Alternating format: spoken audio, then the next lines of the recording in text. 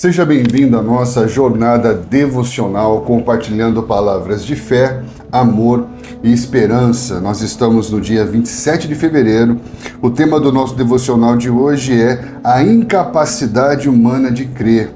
O nosso texto base está em Hebreus capítulo 12, versículo 1 e 2, que diz: Portanto, também nós, visto que temos a rodear-nos tão grande nuvem de testemunhas, desembaracemo-nos de todo o peso e do pecado, que tenazmente nos assedia, e corramos com perseverança a carreira que nos está proposta, olhando firmemente para o autor e consumador da fé, Jesus.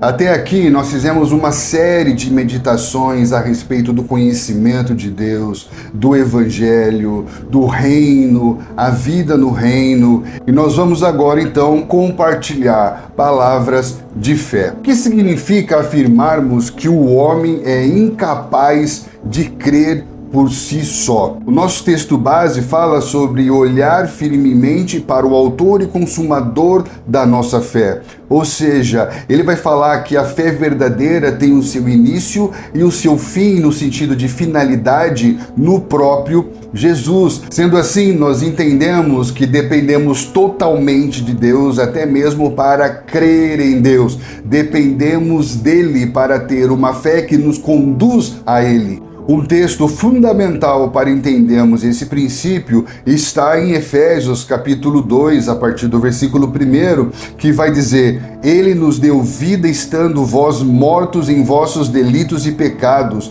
nos quais andastes outrora, segundo o curso deste mundo, segundo o príncipe da potestade do ar, do espírito que agora atua nos filhos da desobediência, entre os quais também todos nós andamos outrora, segundo as inclinações da nossa carne, fazendo a vontade da carne e dos pensamentos, e éramos por natureza filhos da ira, como também os demais. Mas Deus, sendo rico em misericórdia, por causa do amor com que nos amou, estando nós mortos em nossos delitos, ele nos deu vida juntamente com Cristo. Pela graça sois salvos, e juntamente com ele nos ressuscitou e nos fez assentar nos lugares celestiais em Cristo Jesus, para mostrar nos séculos vindouros a suprema riqueza da sua graça em bondade para conosco em Cristo Jesus. Porque pela graça sois salvos, mediante a fé, e isto não vem de vós, é dom de Deus, não de obras, para que ninguém se glorie, pois somos feituras dele, criados em Cristo Jesus para boas obras, aos quais Deus de antemão preparou para que andássemos nela. Então as escrituras são contundentes ao afirmar que o homem natural, em seu estado decaído, não apenas não deseja a Deus, como também não tem condições de voltar-se para Deus por si mesmo, pelos seus próprios esforços ou pelo seu próprio mérito. Romanos capítulo 3, a partir do versículo 10, vai dizer: Não há justo, nenhum sequer, não há quem entenda, não há quem busque a Deus. Todos se extraviaram, se perderam, a uma se fizeram inúteis. Não há quem faça o bem,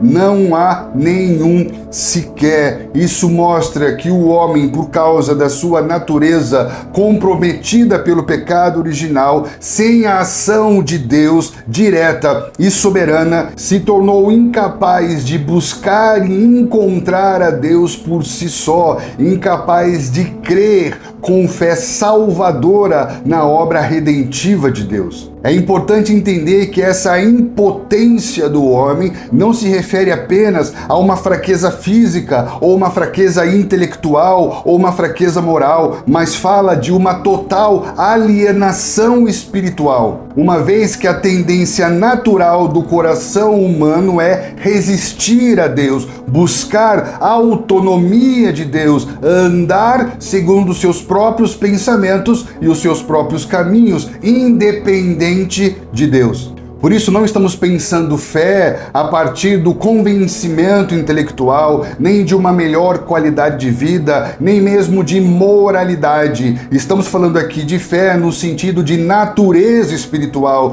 de transformação que é operada em nós por meio do próprio Deus.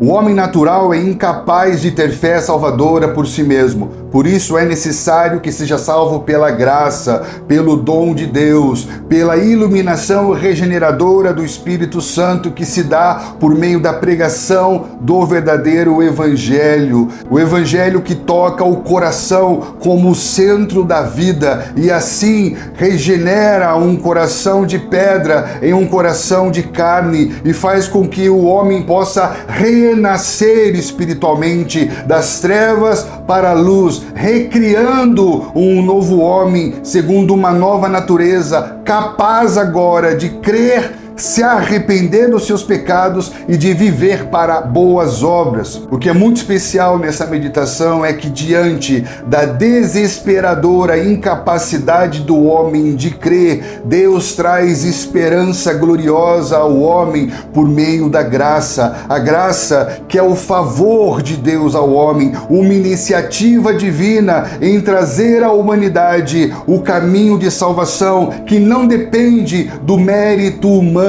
mas sim da bondade soberana de Deus. Por isso que Paulo reafirma: pela graça sois salvos mediante a fé. Quando falamos da graça como um dom de Deus, estamos falando de algo que é inteiramente dado por Deus, que não depende do homem, que o homem não pode conquistar, que o homem não pode comprar, que o homem não pode ter por si só. Para Martinho Lutero, o importante reformador da história da igreja, a graça é a base da justificação pela fé. O homem não é aceito por Deus pelas suas obras, mas unicamente pela justiça de Cristo imputada a ele. Sendo assim, a graça não é algo que Deus dá meramente como um impulso para o homem cumprir a lei, mas é o favor imerecido de Deus que perdoa o pecador e o torna justo diante de Deus. Para João Calvino, a fé é um dom dado pela graça e o homem não pode cooperar com a salvação por si mesmo. Tudo se inicia e se realiza pela iniciativa divina. Assim como John Wesley vai enfatizar que sem a graça de Deus, ninguém pode dar sequer um passo em direção à fé genuína. Um outro teólogo importante chamado J.C. Sproul vai confirmar que não somos capazes de crer em Jesus movidos meramente pelo próprio entendimento e que se faz necessário a obra do Espírito Santo no nosso homem interior, operando em nosso coração, transformando nossa disposição e tornando-nos capazes de crer e de nos sujeitar às verdades de Deus. Sendo assim, o dom de Deus não se restringe a um presente inicial que recebemos e depois deixamos de lado, perde a sua utilidade ou a sua importância, mas que a graça, como dom de Deus, é toda a ação salvadora, regeneradora, santificadora, o processo completo de nos trazer das trevas para a luz, capacitando-nos a depositar a nossa fé em Cristo Jesus e conduzindo-nos ao arrependimento e toda uma vida de obediência e santificação pela fé. Essa graça que é o dom de Deus fala do papel do Espírito Santo atuando nessa fé para a salvação. O processo de convencimento do pecado que se dá pelo Espírito Santo acontece através da iluminação do nosso coração para compreendermos a palavra de Deus. Não se trata apenas de um conhecimento teórico, mas sim de uma experiência de desvendamento espiritual. 1 Coríntios capítulo 2, versículo 14 fala que o homem natural não aceita as coisas do Espírito. Isso significa que para que o homem tenha essa fé salvadora, é necessário que ele tenha uma experiência de iluminação, que o Espírito Santo abra o entendimento para a compreensão de toda a verdade. Por isso que a graça, como o dom de Deus, torna a pregação do Evangelho eficaz. Quando esse Evangelho de Deus é pregado, o Espírito Santo ilumina os corações a fim de que possamos crer para a salvação. Como nós já meditamos aqui em outro devocional sobre o Espírito Santo, nós vimos que em João capítulo 16, 8, o Espírito Santo convence o mundo do pecado. Esse convencimento nada mais é do que trazer luz, trazer iluminação para que esse homem possa ver claramente a sua condição e então crer para a salvação. Essa compreensão sobre a graça é fundamental para que ninguém seja levado cativo à meritocracia religiosa que vai promover uma mentalidade de escravos que trabalham por uma salvação e não a mentalidade de filhos que herdaram pela fé em Deus a salvação em Cristo Jesus. A salvação mediante a fé pela graça fala da iniciativa gloriosa, graciosa de Deus em nos alcançar, como também fala da nossa resposta de fé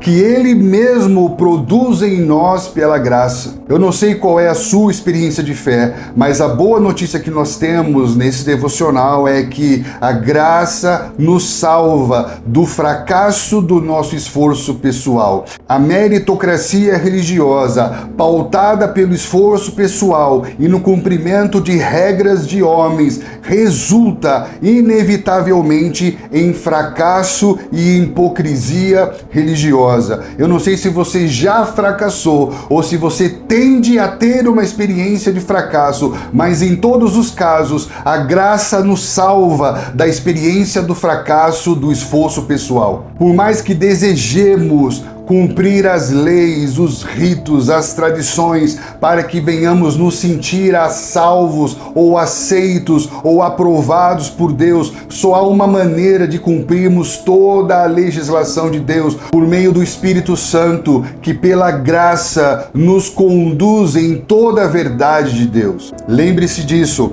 no fracasso do esforço pessoal, somos encontrados pela graça preciosa que nos salva da hipocrisia religiosa. Muitas vezes nós nos perdemos de Deus por não recorrermos à graça de Deus, e mesmo perdidos de Deus, preservamos a imagem de estarmos bem. Isso é hipocrisia religiosa. Por isso que a graça nos salva da hipocrisia religiosa. Quando reconhecemos nossa incapacidade de crer em Deus pelos nossos próprios méritos e depositamos nossa total confiança na obra consumada de Jesus, ao invés de vivermos debaixo de culpa, condenação e medo, encontramos a verdadeira paz e alegria no Espírito pela reconciliação que vivemos com Deus. Por isso que pela graça, mediante a fé, não apenas somos salvos de uma condenação, mas também somos transformados para viver em boas obras,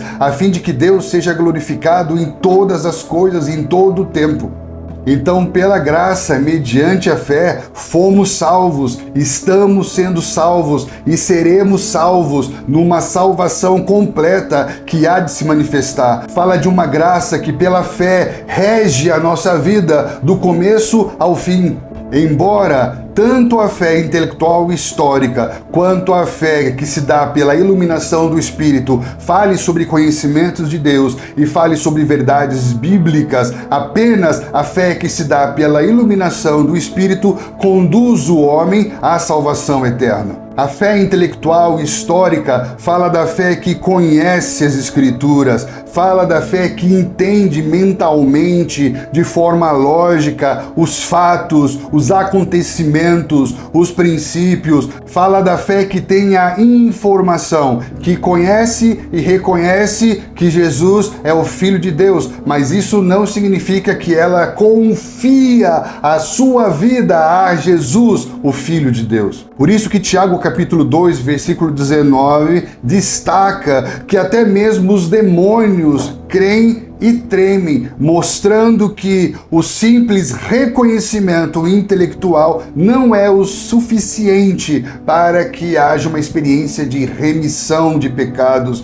de salvação para a vida eterna. Diferentemente da fé intelectual histórica, a fé salvadora é fruto da ação do Espírito Santo de Deus no coração do homem, tanto na iluminação, na regeneração, gerando não só o reconhecimento de Jesus como a salvação que vem de Deus, como também a confiança e o compromisso desse homem com Ele, como Salvador e como Senhor da sua vida. E aí nós veremos uma diferença entre o convencimento religioso e uma conversão espiritual genuína. Veremos que essa conversão espiritual ela é gerada por meio da obra do Espírito Santo. Isso parece tão simples e às vezes nós pensamos que todos os irmãos têm consciência dessa verdade, mas infelizmente nem sempre isso acontece. Eu me lembro, há muitos anos atrás, eu estava fazendo um batismo e quando estava descendo as águas com uma jovem, eu me virei para ela e perguntei: se você morresse hoje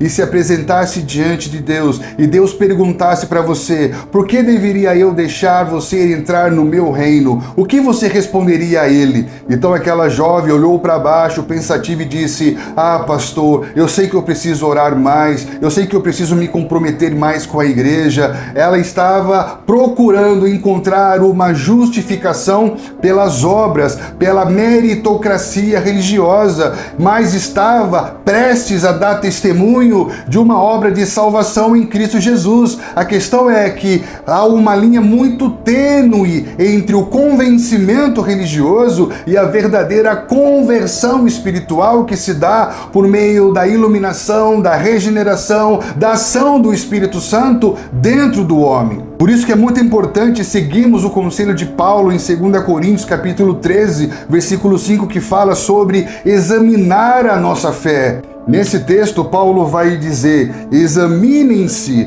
para ver se vocês estão na fé, provem a si mesmos. Olha que interessante isso. Eu queria deixar para você essa reflexão, lembrando o que o nosso devocional fala, que a fé não é abstrata, não é lançar-se num mundo de incertezas, porque a fé é firme convicção. A fé é a iluminação da razão. Fé não é emocional, sensorial. A fé, ela é a iluminação da nossa razão, do nosso entendimento. É vermos, pensarmos a partir da perspectiva de Deus. Homens que andam no escuro imaginam a realidade, mas os homens que foram iluminados pelo Espírito podem, a partir de agora, ver a realidade. Além disso, lembre-se que a verdadeira pregação do Evangelho só é eficaz pela atuação do Espírito Santo. Muitas vezes você deixa de evangelizar, você deixa de compartilhar as palavras de Deus, você deixa de compartilhar o seu testemunho porque você acha que você não é capaz de evangelizar, que você não sabe como falar com as pessoas. Mas em Mateus capítulo 10, Jesus fala: quando vocês estiverem diante dos magistrados, das pessoas, não se preocupem com o que havereis de falar, porque o Espírito Santo falará por vocês. O segredo para que você possa perder o medo de pregar o Evangelho, de compartilhar o seu testemunho, de compartilhar a palavra de Deus, é sempre orar para que o Espírito Santo atue, para que o Espírito Santo venha agir por meio da prática da pregação, porque não depende da sua habilidade de pregar, não depende da sua persuasão, da sua capacidade de convencimento ou do nível dos seus argumentos, mas depende do quanto você confia na atuação do Espírito Santo de Deus na sua vida e nas suas palavras. Então oremos para que o Espírito Santo gere uma convicção profunda de fé em nós, por meio da graça de Deus, assim como oremos para que o Espírito Santo traga iluminação e gere uma convicção profunda de fé e arrependimento nas pessoas com as quais compartilhamos as palavras de Deus. Nós precisamos e dependemos do ministério do Espírito Santo ativo e dinâmico na nossa vida. Isso é muito poderoso, porque quando nós reconhecemos que somos incapazes de crer ou fazer algo por nós mesmos, mas é pela graça, mediante a fé, isso vai eliminar de nós todo tipo de orgulho, de vanglória, de altivez, de autossuficiência, de soberba, e vai gerar em nós uma profunda humildade, uma profunda consciência de que dependemos totalmente do Espírito Santo de Deus. Por isso oramos para que todos nós continuemos humildes e gratos por toda a graça de Deus.